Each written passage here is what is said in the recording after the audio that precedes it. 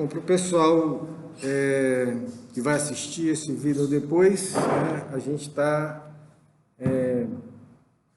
terminando princípios, né? A gente, na aula passada, viu todos os princípios, que são, de fato, princípios fundantes de um processo penal de base garantística. E hoje a ideia é a gente falar de um não princípio, né? De uma coisa que uma construção teórica que está em alguns livros de doutrina de processo penal, como um princípio do direito processual penal, que é também frequentemente mencionado em jurisprudência, até hoje é utilizado como fundamento de acórdãos, inclusive no âmbito dos tribunais superiores, mas que não sobrevive, como nós vamos ver, dentro de um modelo que se pretenda garantista, certo? Então, a ideia hoje é a gente terminar o exame dos princípios com essa exposição, mas ao mesmo tempo crítica do princípio da verdade real e já pular, né? Com isso a gente encerra aquele primeiro grande módulo do curso, né? De exposição dos fundamentos da disciplina, mas dos fundamentos ético-políticos, né? Dos fundamentos filosóficos que foram construídos no século XVIII. A gente termina isso com a construção, né? A demonstração do que é a teoria do garantismo, das razões para acolher a teoria do garantismo como síntese do próprio modelo de direito penal liberal ilustrado que foi produzido lá no século XVIII e extraindo daí, portanto, aqueles que seriam os princípios, certo? Hoje a gente inicia o próximo, né, grande bloco de temas, né, o próximo bloco teórico, que é exatamente o exame dos fundamentos teóricos, né, dos fundamentos, eu gosto de usar a expressão mesmo tecnológicos, porque fazer teoria em direito por conta do próprio modelo de direito penal da modernidade, necessariamente construir uma tecnologia decisória, uma tecnologia que viabilize a tomada rápida de decisões. Então, a ideia hoje é a gente introduzir vocês nessa teoria, que a gente, ou seja, nos fundamentos tecnológicos do direito processual penal, né, que a gente chama comumente de teoria do processo. Então, a ideia hoje é a gente começar a falar disso que a gente chama de teoria do processo, mas quando fui construir a pauta, né, eu percebi que tem um vínculo interessante entre um tema e o outro, entre esse tópico 2 e o tópico seguinte. Eu acho que eu encontrei uma maneira que me pareceu bem interessante de introduzir a teoria do processo penal a partir da desconstrução que a gente vai fazer do princípio da verdade real, né? Como se um tema chamasse o outro. E aí é o que eu pretendo fazer aqui com vocês hoje, certo? Eu preciso também dizer para os presentes, para o pessoal que vai assistir a aula depois, que eu fiz uma barbeiragem. Tem uma má notícia, mas não tão má para vocês. A última aula desse primeiro horário não ficou gravada, infelizmente. Depois eu fui catar aqui o vídeo, né, porque depois que você desliga a câmera, o vídeo se esconde num lugar aqui que eu ainda não consegui encontrar. Ou melhor, eu encontro e logo em seguida eu me esqueço. A cada vez que eu vou procurar, eu perco uns 5 minutos. Então, o que aconteceu foi que eu abri o vídeo, na verdade, eu abri a câmera, mas na hora de dar start no vídeo, eu cliquei no botão da foto. Então, tudo que a gente tem da aula passada é uma foto, né? Não gravou mais nada, infelizmente. Vantagem é que a gente está um pouco adiantado, em relação à turma seguinte. Então, na próxima oportunidade, eu acho que é hoje, eu não sei o quanto estamos adiantados, não me lembro, em relação à turma do próximo horário, mas com certeza nós ainda não demos o tema que, pronto, foi ampla defesa e contraditório, né? Então esses temas aí nós não demos ainda, com certeza, na turma seguinte. E aí eu posso deixar gravado, eu compartilho como sempre tenho feito lá, né? Vocês têm vídeos atualizados no grupo do Telegram desde o início do curso, né? Eu acho que eu só deixei de fora a aula de apresentação do curso, né? Mas a partir da definição do referencial teórico, eu acho que tem um vídeo que cobre, pode ter algumas superposições assim, mas não falta conteúdo. Acho que está tudo que nós vimos até aqui está lá. Então, minha gente, o que é esse princípio da verdade real? Como eu disse há pouco, se vocês forem pesquisar jurisprudência na internet e livro de doutrina, vão encontrar muitas vezes a referência a isso que seria um dos princípios do direito processual penal, e que inclusive seria uma nota distintiva vital, importante, entre o direito processual penal e o direito processual civil. Isso, inclusive, eu dizia agora há pouco para vocês, né, que eu descobri uma maneira de conectar os dois temas, porque em enorme medida, em uma gigantesca medida, a responsabilidade pela construção desse lugar comum teórico, né, a responsabilidade pela construção teórica do princípio da verdade real é da teoria geral do processo. Aquele livro verde, que, como eu disse, né, é a única publicação de teoria geral do processo que nós temos no Brasil, que eu conheça, pelo menos, que é adotada do Oiapoque ao Chuí, e que foi produzida, isso é um dado importante também, né? Foi produzida no âmbito da USP, da Escola Paulista de Processo, né? Que, como a gente sabe, se a gente for puxar o fio da meada da Escola Paulista, a gente chega em Liebman, né, que era um privatista. A cultura jurídica processual de São Paulo, né, e de São Paulo exportada para o resto do Brasil, ela é, do ponto de vista histórico, colonizada. Ela é uma importação do pensamento processual privado italiano. Chega para nós assim e vai ser cultivada lá no âmbito da USP. Então, à luz, né, dessa influência no âmbito do processo civil, é que a gente tem a construção de uma tradição teórica lá em São Paulo mesmo, que rendeu Ada, rendeu Cândido Rangel Dinamarca, tantos outros, tão influente na jurisprudência dos tribunais superiores em processo penal. Foi essa escola que produziu a ideia, no Brasil, de uma teoria geral do processo. Uma escola de tradição civilista que produz uma teoria geral do processo. O resultado disso é, inevitavelmente, aquilo que eu gosto de chamar, e olha como isso casa também com aquilo do nosso referencial teórico que dialoga com o pensamento decolonial. A nossa teoria do processo penal, ela sofre um processo de dupla colonização.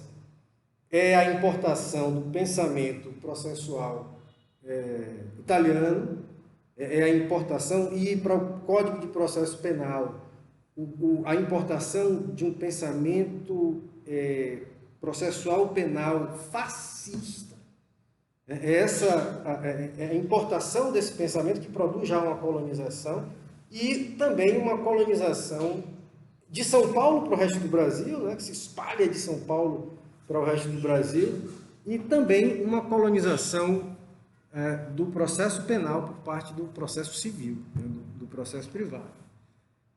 Então, nós temos hoje, por isso que quando a gente fala, e é justamente essa teoria, né, já ia antecipar alguma coisa, melhor voltar um pouquinho atrás, é justamente essa teoria geral do processo quem estabelece, quem cuida de estabelecer, e os autores de processo penal que seguem isto, a distinção, uma linha demarcatória importante para eles entre processo civil e processo penal, levando em conta a concepção, as pretensões de verdade de cada um desses ambientes. Só um direito moderno poderia se subdividir dessa maneira. O direito moderno é aquele que assume um ponto de vista alegadamente, reivindicadamente científico, né? É justamente porque eu tenho uma pretensão científica que me interessam os conceitos de verdade, tanto da verdade das teses jurídicas, quanto da verdade das teses fáticas, né, daquilo que efetivamente aconteceu. Isso é próprio de um direito moderno que assume a ciência como único ponto de referência. Né? A ciência, e a própria ciência, isso, quem dá claridade para a gente entender isso, inclusive, é o pensamento decolonial também. A própria ciência, olha que coisa interessante, ela só se constitui como ciência a partir de uma pretensão de superioridade em relação a qualquer outro saber que esteja para além dos seus domínios. Né? O que não é ciência é superstição, é crendice, é religião, e tudo isso com uma pretensão de superioridade. Dizer assim, eu sou melhor do que você. Aí os autores decoloniais dizem assim, o grande desafio para o processo de decolonialidade é saber romper, inclusive, com a ciência. Saber dizer, ciência você pode muito, mas não pode tudo. E a ciência teria o desafio de reconhecer isso e passar a dialogar com outros saberes sem essa pretensão de superioridade. O que eu, sinceramente, não sei se é possível, porque a ciência se constitui justamente a partir de uma pretensão de superioridade. Se ela disser assim, não, eu vou discutir com você em igualdade de condições, ela abdica daquilo que lhe dá razão de ser histórica, inclusive, que foi essa pretensão de superioridade, de denunciar o outro conhecimento mítico, religioso, como inferior. A ciência surge assim, surge com essa pretensão. Não sei se é possível domesticar a ciência nesse aspecto. E não sei se é possível também viver sem ela.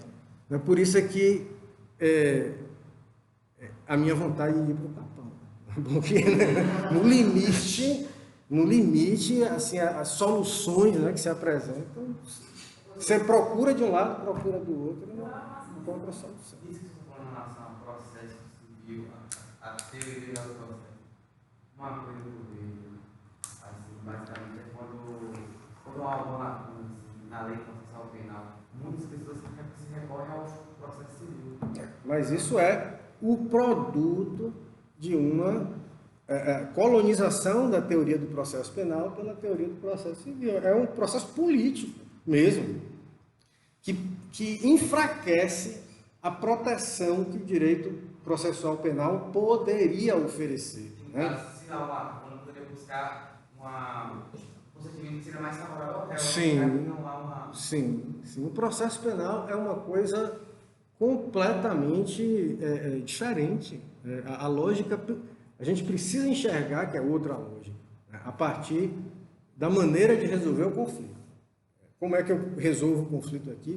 São fenômenos completamente diferentes.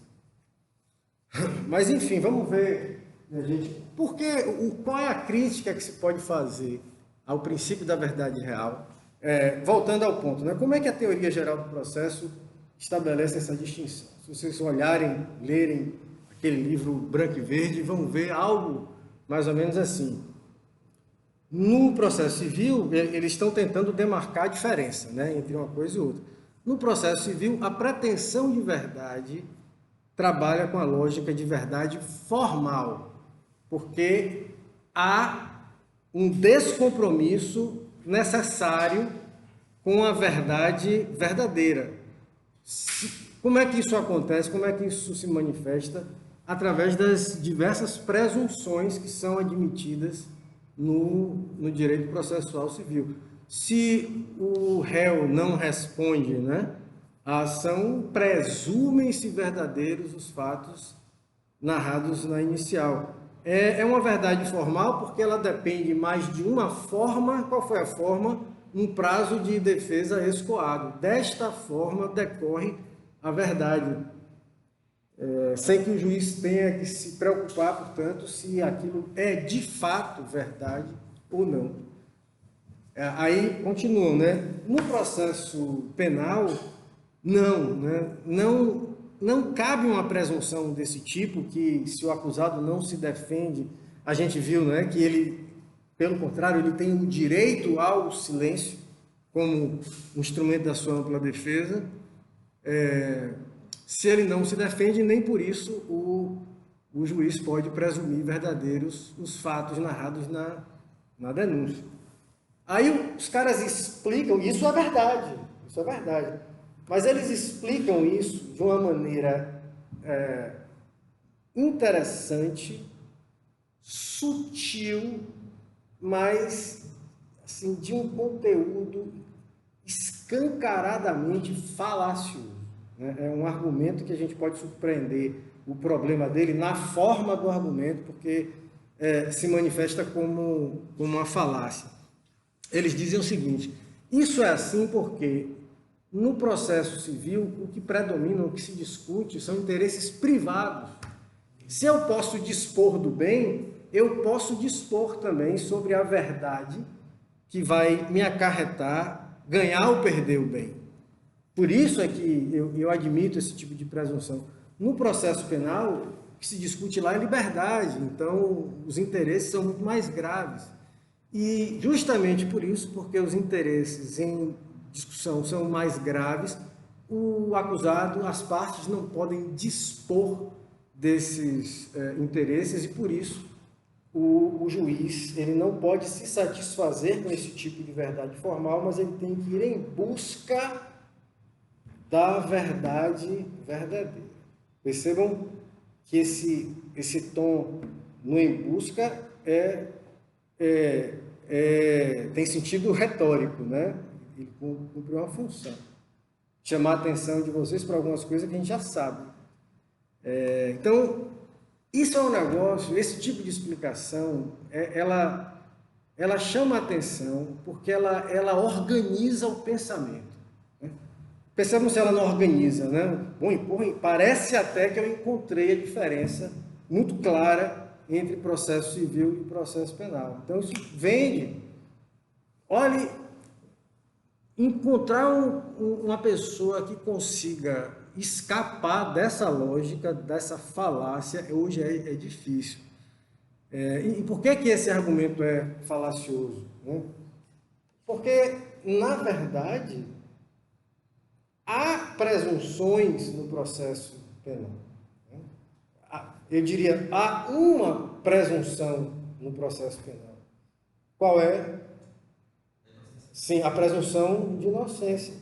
Que me leva, inclusive, a dizer assim, indúbio pro réu. Né? Se eu tiver na dúvida, eu pago o preço de decidir, ainda que essa decisão seja falsa, percebe? Eu banco o risco de decidir com base em uma compreensão falsa da realidade, se for para absolver. Eu banco o risco de condenar, de absolver um culpado. Eu não banco o risco de condenar um inocente. Então, esse é o sentido último do princípio da presunção de inocência no plano epistemológico. É uma avaliação, é uma escolha política. É uma escolha política de preservar de se defender mais de um determinado risco do que do outro. Para mim, inclusive, essa é a chave da qual o processo penal não sai no plano da razão. Essa chave dele dizer assim, olha, no risco eu faço uma opção política. Por quê? O que é que dá fundamento? Não há argumento científico, tecnológico para essa resposta. É uma opção política. Eu prefiro a não violência da pena. Isso tira da pena qualquer pretensão de racionalidade, inclusive. É tão irracional que os caras dizem, eu prefiro não aplicar isto aqui, para correr o risco de aplicar de uma maneira equivocada. E se fosse a contrária, professor? O promotor só no processo de colocar o juiz em dúvida o dia ordinário. E veja, isso deixa muito claro que há uma outra falácia quando se diz que quando você privilegia muito o direito fundamental individual, você produz impunidade, né?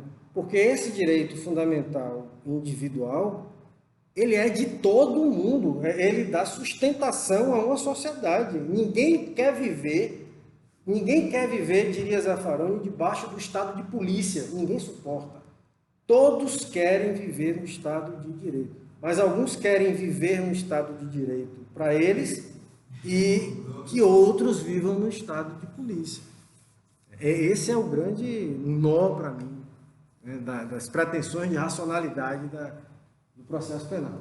Por isso, né, olho, vejo a janela, vejo o Pai Inácio lá, né, no Capão, né, e já projeto minha saída. Mas, enfim, na verdade, o que ocorre é que eu não posso ter pretensões, porque nenhuma pretensão pode militar contra a pretensão de inocência. Não tem rigorosamente nada a ver com a questão da gravidade, de uma escala de gravidade dos interesses envolvidos. Inclusive, porque em processo civil você pode cuidar de interesses muito graves também, muito sérios. Então, a diferença é essa. Por isso que, da mesma maneira, a verdade, como resultado de uma forma e não propriamente de uma correspondência com a realidade, ela é tão formal no processo penal quanto é formal no processo civil. É tão formal quanto. Só que o que os caras não entendem é isso, né? Ficam insistindo que em processo penal a gente tem um compromisso com a busca da verdade verdadeira. Uma busca que é irracional, né? Porque ninguém pode ter esta pretensão. Né? A verdade histórica, ela só se constrói, eu não posso voltar à fita do tempo, né? A verdade histórica, ela só se reconstrói pelos sinais que o fato passado deixou congelados no presente, né? Mas o fato desapareceu completamente.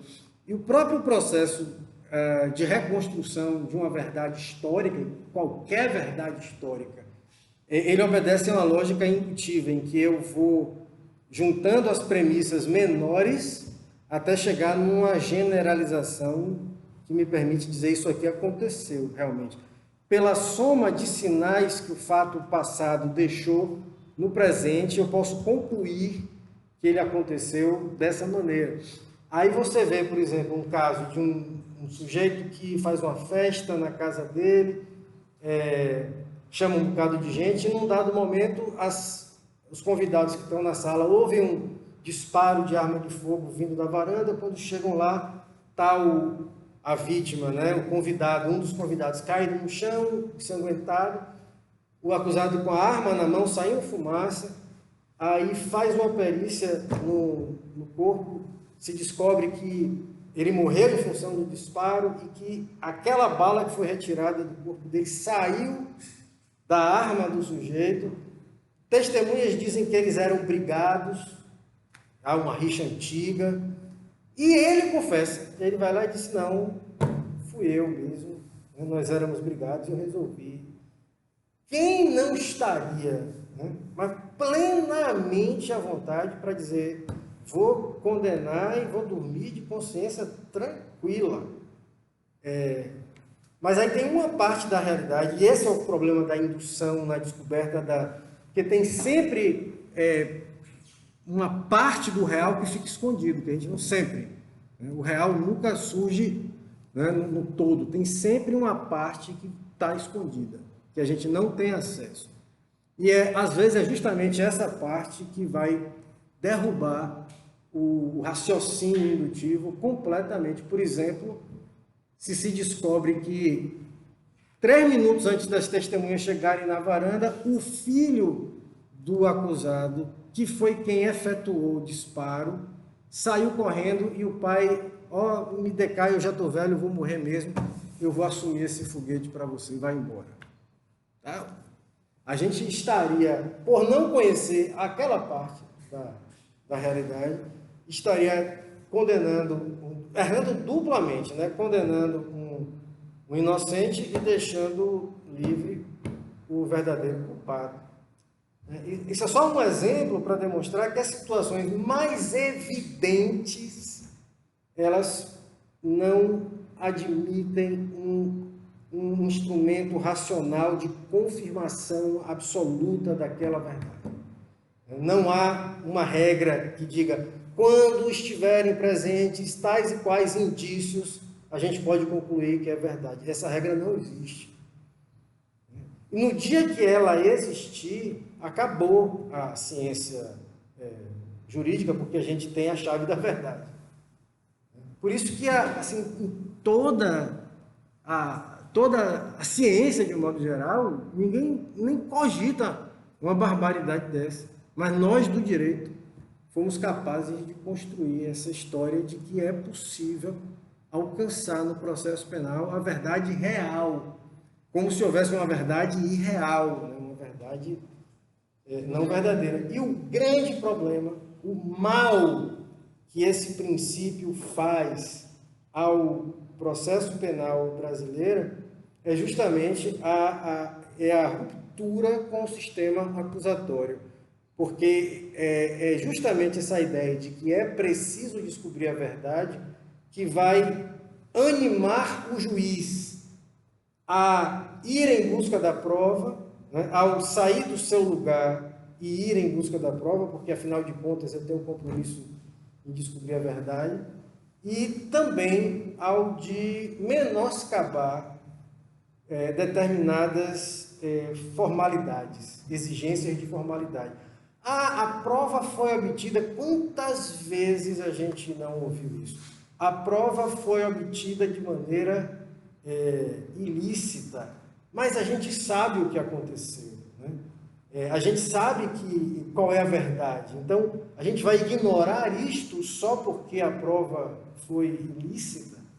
Então são essas as duas manifestações, as duas repercussões práticas de fundo ideológico que mais causam prejuízo à ideia de um processo penal acusatório. Quando eu digo em nome da verdade real, eu permito que o juiz abra mão da sua imparcialidade e vá em busca da verdade real e, inclusive, possa, eventualmente, passar por cima das garantias processuais do acusado. Isso é a história de Moro, né? Na condução da Lava Jato. De Moro, na condução da Lava Jato. Por isso que, se vocês pegarem algum livro de doutrina e virem lá princípio da verdade real, em outros tempos, eu diria que era para vocês usarem como peso de papel, né? Tem ali alguma coisa mas pararem de ler imediatamente, porque poderia ser princípio da verdade real. Um livro que mencione isso, que não seja num sentido crítico, é um livro que vai fazer mal à construção do seu conhecimento. Em outros tempos, como eu disse, né, Eu falei para vocês que teve uma época em que alguns amigos juristas aí criaram uma igreja, uma página do Facebook que era a Igreja da Verdade Real, justamente para brincar, né? Para pilhariar com isso. Eu hoje não faria isso, né? Porque eu não tenho mais, eu acho que minha filha talvez tenha me ensinado isso, eu não tenho mais muita paciência, nem mesmo para usar argumentativamente sarcasmo, sabe? O sarcasmo é um negócio, nós que os meninos adoram quando estão saindo da faculdade, né? A cultura que em nós é tão arraigada também da lacração, né? O cara que lacra é aquele cara que, né, humilha o oponente, né? E humilha com sarcasmo, com ironia.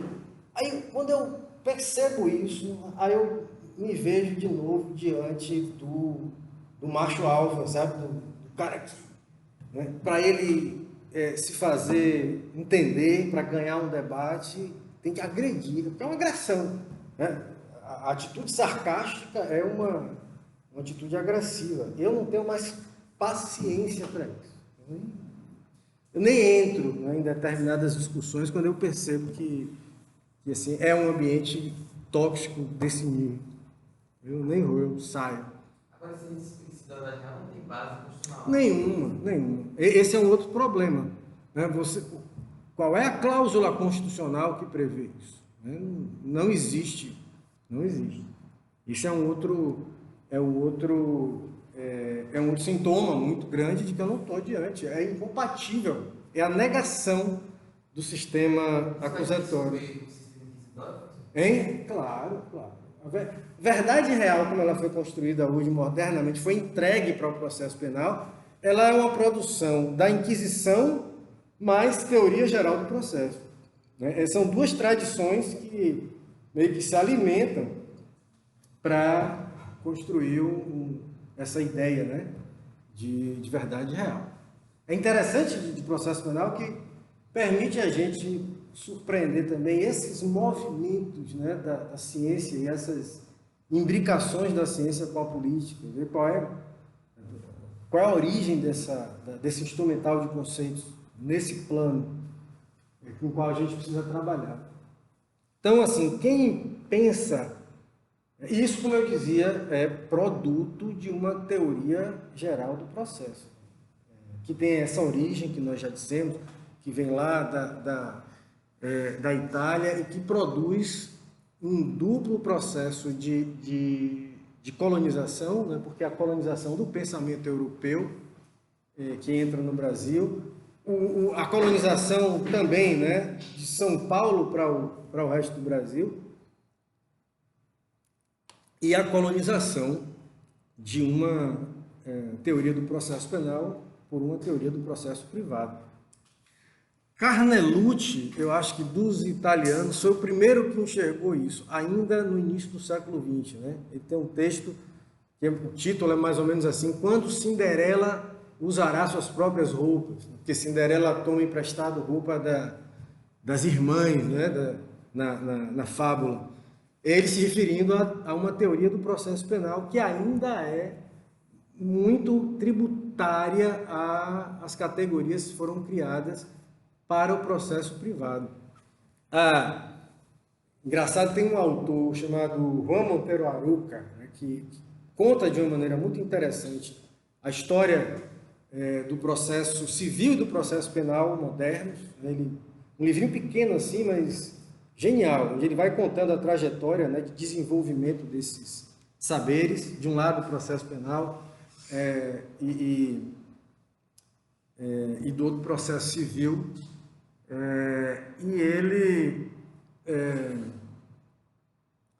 claramente assume isso, né, e registra o surgimento da teoria do processo na Itália.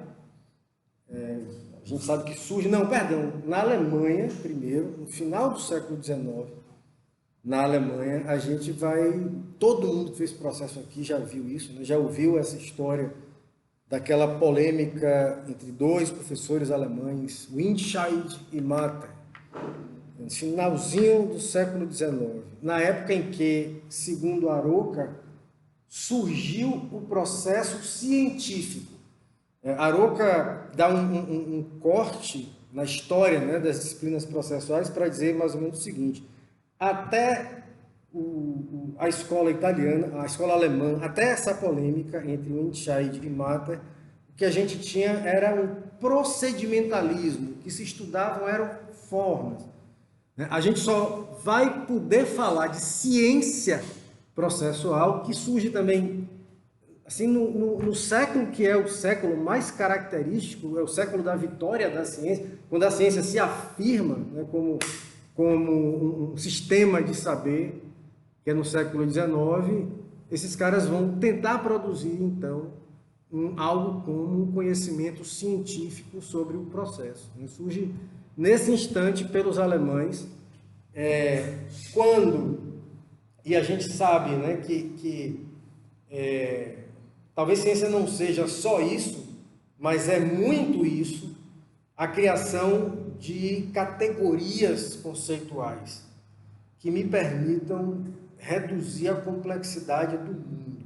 É quando as ciências naturais, lá atrás, por exemplo, a gente aprende isso na escola, a gente aprende que tudo se resume a reino, filo, ordem, gênero, classe, não lembro mais se é nessa ordem, né? Mas há uma pirâmide de categorias conceituais que nos ajudam, que ajudaram o homem moderno a compreender, a reduzir a complexidade do universo. Ciência talvez não seja só isso, mas é muito isso também. Por isso é que os caras vão dizer que é nesse instante que surge algo como um processo científico, porque é nesse instante que o pensamento cria as categorias, cria a rede de categorias que vai permitir reduzir a complexidade daqueles milhões de procedimentos, né, que eram regulados aqui. Então, bom, qual é o primeiro conceito? O grande primeiro conceito que funda a ciência processual. Quem se lembra disso? E ele surge dessa polêmica entre Windscheid e Matter, quando eles discutem sobre se a faculdade de ir em busca da proteção jurisdicional, se ela é uma faculdade própria do direito material.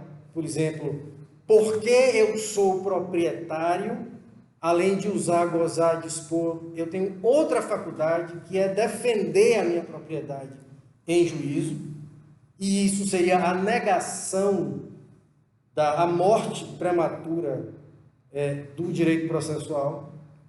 E aí vem o cara e diz: não, peraí, tem algo de diferente do direito material que não se confunde com ele, que é instrumental a ele, mas não se confunde com ele.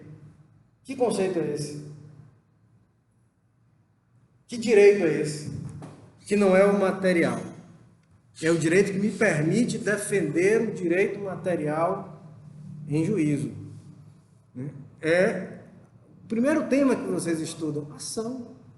É o primeiro tema que a gente estuda em teoria geral do processo lá. Para tratar dessa nova categoria que surge e funda uma nova ciência, que eu preciso de uma tecnologia. E aí a gente vai ver a criação de outros conceitos, outros 2 conceitos, e aí deles outros tantos. É assim que se constrói o sistema teórico, calcado em 3 conceitos fundamentais. Além de ação, o que é que vocês estudam lá em TGP? Ação, jurisdição, e qual é o outro conceito? Que dá nome à disciplina. Direito, ação, jurisdição e processo. Esse é o tripé que a gente não deveria precisar decorar, mas deveria precisar ter a oportunidade de entender como é que eles são produzidos. Por que que eu primeiro separo o direito de ação do direito material privado, depois do direito de ação eu extraio outros dois conceitos, que são o conceito de jurisdição e o conceito de processo. A ação é o direito, né, do sujeito que pretende a pretensão jurisdicional, portanto, né, ela é uma ação pública porque é contra o Estado, é subjetiva, autônoma, abstrato, né, em relação ao outro. Mas do outro lado, eu tenho alguém que é demandado a realizar, a prestar a jurisdição, e quem presta a jurisdição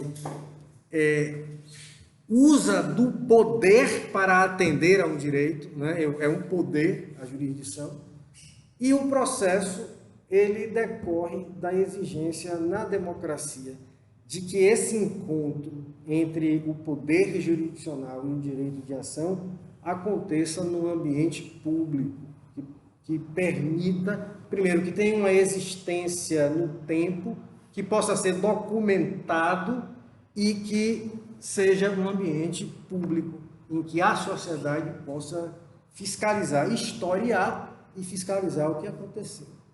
Minha gente, simples assim. Simples assim. Esses conceitos de ação como direito, poder, jurisdição como poder e um processo como um instrumento de encontro dessas duas coisas é o que explica nós termos esses e não outros conceitos. Agora, e estou encerrando daqui a pouco, o que é que nós normalmente não enxergamos, né, quando a gente, lá em TGP, aprende ação, aprende a pensar assim, ação, jurisdição, processo, que é uma coisa, um tripézinho também que organiza a nossa cabeça, mas nos engessa para sempre. O que a gente não vê é que essa estrutura, ela não precisa e não pode mesmo mais ser pura e simplesmente implantada no processo penal. Primeiro, no processo penal, nós nunca vivemos algo semelhante para dizer, olha, não, do poder punitivo eu vou extrair um direito de ação. Nós não temos essa história. A gente assumiu essas categorias, né, de uma teoria que tem esse tripé: ação, jurisdição e processo. E é um tripé curioso que normalmente a gente não enxerga, porque é um tripé desequilibrado justamente contra o réu. Justamente porque copiou-se uma teoria que foi criada a partir da ótica do credor.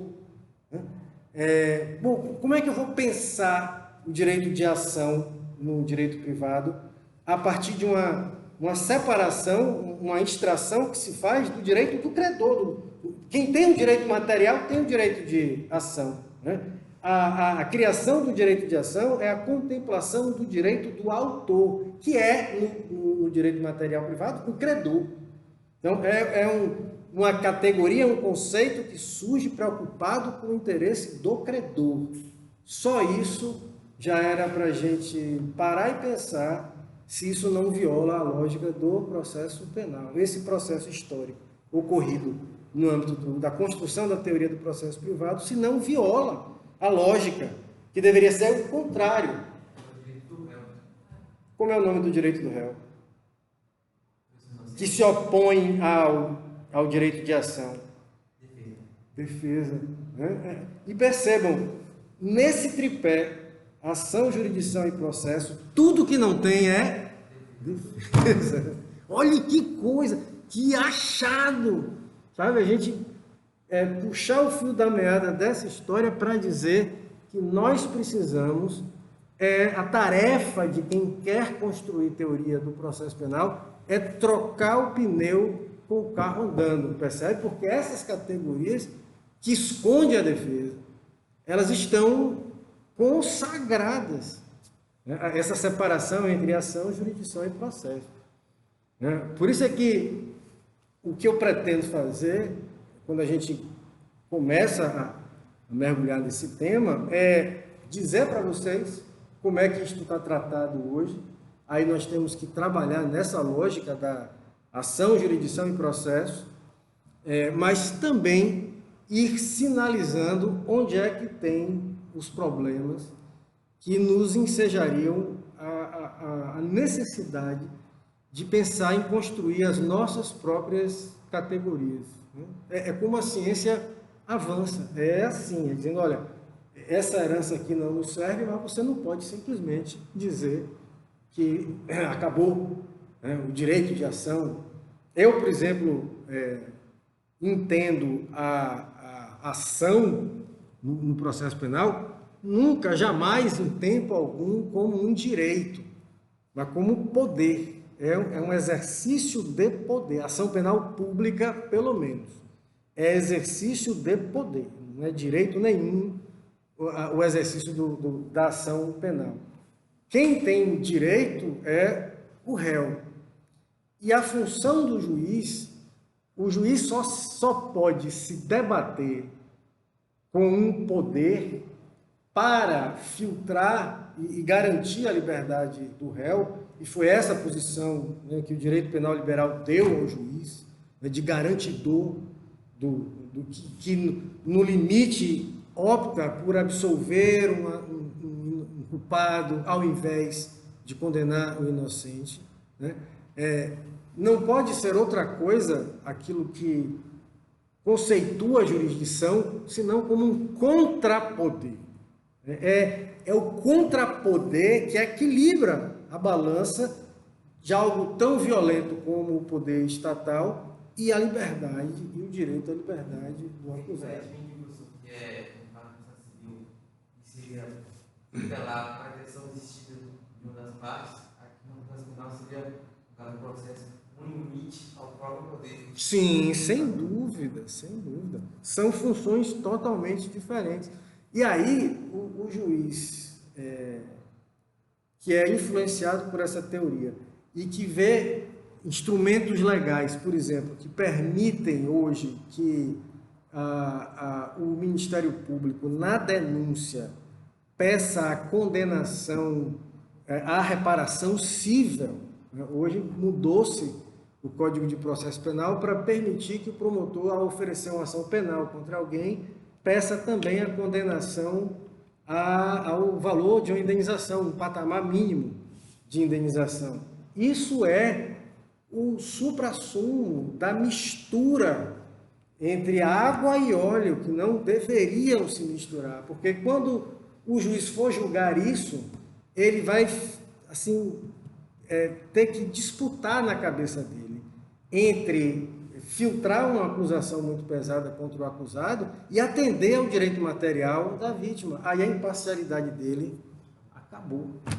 Ele precisa julgar o acusado no âmbito criminal sem nenhuma preocupação do ponto de vista civil. Ele tem que julgar como o direito material à reparação da vítima não existisse. E o fundamento constitucional, inclusive, que eu invoco para fundamentar essa interpretação, é que o Ministério Público, que é o titular da ação, do poder de ação penal pública, ele está previsto na Constituição como uma instituição responsável pela defesa do regime democrático e de interesses coletivos, individuais indisponíveis e sociais e difusos. Sociais, difusos, coletivos e individuais, mas os individuais indisponíveis. Patrimônio é disponível. Né? Se eu permito que o promotor peça uma condenação a uma indenização, eu estou empurrando para o promotor a função de tutela de interesse privado, patrimonial. Não pode, a Constituição não autoriza isso. Né? Então, do meu ponto de vista, né? Esse argumento, inclusive, já foi utilizado e foi reconhecido no âmbito dos tribunais superiores para acabar com a legitimidade que o Ministério Público tinha para aditar uma ação penal privada. Né? O querelante, numa ação penal privada, entra com ação contra fulano. O Ministério Público, antes da Constituição, podia dizer faltou cicrano e aditar a queixa. Hoje isso não é mais possível por conta de uma tradição que se constituiu no âmbito da jurisprudência dos tribunais superiores. O promotor não pode aditar a queixa, porque se ele fizesse isso, ele estaria atuando como tutor no âmbito penal, mas de interesses disponíveis, porque a ação privada é disponível. Então, esse argumento também deve ser utilizado do lado de cá para dizer que o promotor não tem que pedir condenação em reparação do dano material. Eu nunca faço, né, porque eu entendo que o meu limite é esse. Certo, minha gente? E eu acho que já deu, viu? Na próxima aula, o que a gente vai fazer, como eu disse para vocês, é brincar com esses conceitos de ação, jurisdição e processo para mostrar para vocês as insuficiências desses conceitos para dar conta do nosso dia a dia no âmbito do processo penal. Certo? Vamos embora, terminando até